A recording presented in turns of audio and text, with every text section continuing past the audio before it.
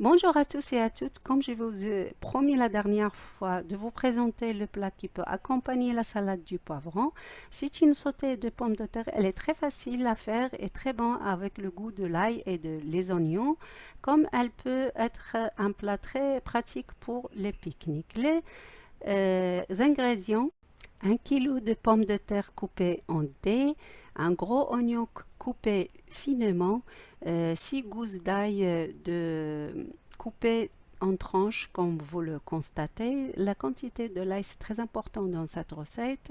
6 cuillères de l'huile d'olive ou même plus, du sel selon le goût, une petite cuillère de herbes de Provence, une pointe de poivre et aussi une pointe de paprika. Dans une poêle bien chaude, on rajoute de l'huile d'olive, l'oignon et la moitié de l'ail. On les fait revenir un petit peu les dorer.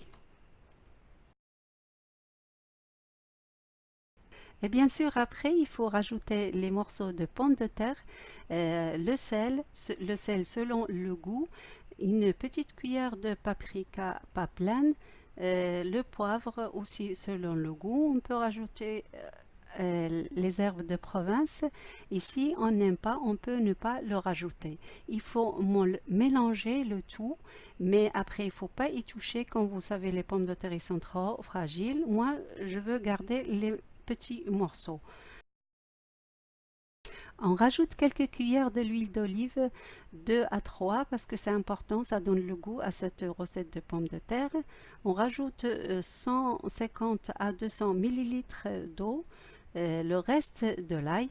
On couvre et on ne touche pas, on ne mélange pas. On laisse cuire 15 minutes à 20, c'est très important, il ne faut pas la mélanger.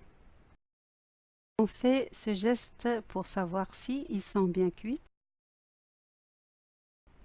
Notre recette vient toucher à sa fin. J'espère que vous avez aimé. C'est une recette, si vous l'avez constaté, très simple, mais elle est très bonne. Elle peut accompagner des plats de poisson, les plats de viande.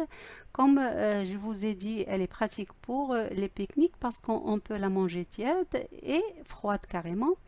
Vous pouvez me laisser vos commentaires, vous pouvez la partager avec vos amis et à bientôt pour une autre recette.